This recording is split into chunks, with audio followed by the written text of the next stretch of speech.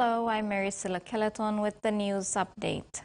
Minister for Internal Security Peter Samalili Jr. was in Goroka, Eastern Highlands Province recently to officially open a 4-bedroom house for the provincial police commander.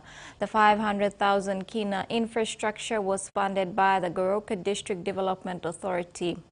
Goroka MP Aya Tambua invited Minister to do the opening and visit the proposed site for the Special Service Division Squad 14 barracks. He said lawlessness has forced people from other parts of the Highlands region into the Eastern Highlands because it is seen as a safe haven. However, it has increased social disorder, and so the DDA thought it better to provide accommodation for its law enforcers so they can better serve the people.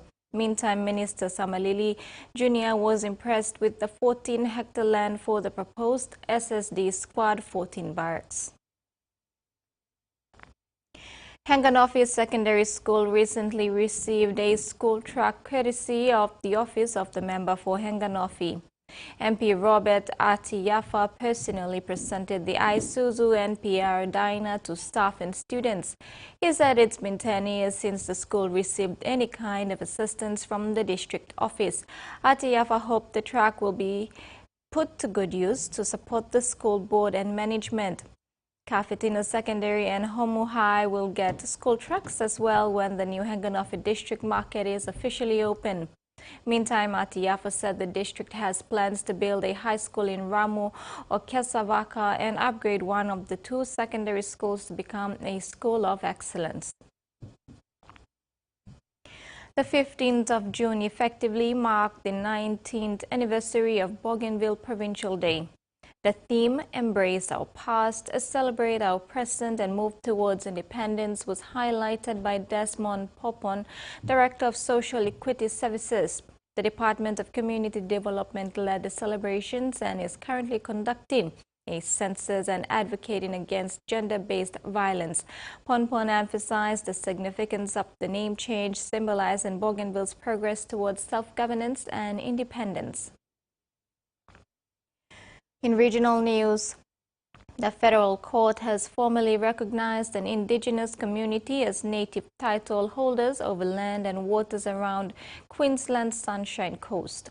The Kabi people say it has been a long time coming, but are elated by the decision. In a historic ruling by the federal court, the Kabi people are now recognised as native title holders of 365,000 hectares of land and water on Queensland's Sunshine Coast. This is a huge honour for our people and we need to celebrate it as one. I've got to acknowledge my ancestors and I also acknowledge my elders. A lot of them have passed away since it started. Without them, we wouldn't have got it started. It's the first time on Australia's east coast native title has been recognised in a heavily urbanised area. The non-exclusive rights include Gympie, Noosa, Maroochydore, Caloundra, Bribie Island and Majimba Island. The Kabi people got a right to move about on the land, to camp on the land, to build temporary structures, to teach their kids, to take some resources, to hunt and to fish. But all activity must still comply with Commonwealth and state laws. It doesn't give Aboriginal or Torres Strait Islander people land. It's not an inevitable outcome of native title that the claimants will get land. It's simply a recognition of the rights. I don't think there's anything here to be concerned about. In fact, if anything, it's an opportunity for us to better understand, better integrate those First Nations stories into our understanding of the land. This federal court decision only applies to part of the native title claim by the Kabi people. Further adjoining areas are yet to be determined. But for now, it's a moment being treasured. Congratulations to all my people, for us to celebrate something that took a long time, and yeah, congratulations to all of us. This is now hope for my children, my grandchildren, and what we can do on our country moving forward. Violence against children not only harms individuals but also tears at the very fabric of our society. It robs children of their right to a happy and healthy life and costs global economy billions annually. But there is hope. Prevention is possible and solutions are within reach. Now is the time to scale up these efforts. To drive this transformative change, the government of Colombia will host the first ever global ministerial conference on ending violence against children in Bogota on 6 to 7 November this year. The conference aims to elevate the importance of ending violence against children, proving that prevention is achievable and inspiring new commitments to accelerate progress through to 2030. In preparation, the government of Papua New Guinea has actively engaged with key partners, including UNICEF and the World Health Organization, hosting the first national preparatory session to EVAC. This session highlighted success stories and outlined their commitment to the conference. Further technical meetings will follow in the coming weeks. Chestnut growers in Western Australia have wrapped up harvest for another year and are tallying up the cost of a low production year due to a lack of rainfall over the summer. It's prompted some to rethink their operations and to not put all their nuts in one basket.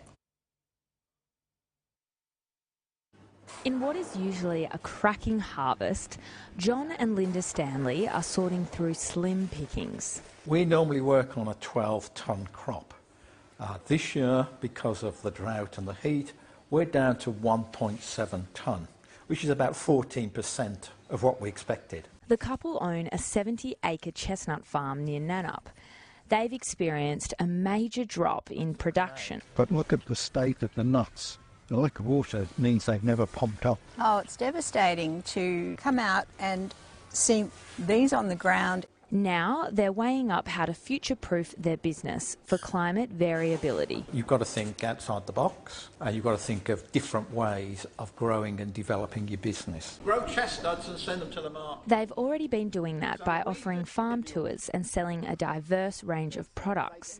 And they've recently been recognised as being among the top agri-tourism businesses in the world. And we've focused more on the Singaporean and Malay markets because they're interested in nature and interested in where the food comes from and interested in how food is produced. They're also working on developing local interest in agri-tourism. I think it's important that all of us understand where our food comes from and understand the process of making food, and especially in climate change.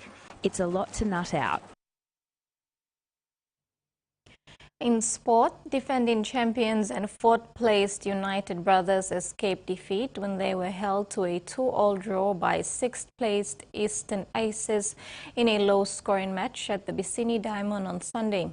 Aces, who looked fresh and energized after a bye last week, took on the big challenge from favourites, Brothers, and stayed in the grind until finish.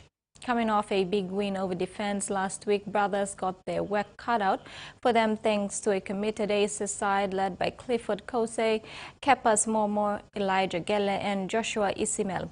Home runs were at a premium for majority of the innings, and eventually both teams came away with a draw in the end. Meanwhile, competition leaders Gazelle are back in the winner's circle after overcoming a strong challenge from fast improving Stingers 12-7 after round 8 of 2024 Port Moresby men's softball season. Gazelle still remains at the top. That's all for now. Thanks for your company. Join us at 6 for the main bulletin.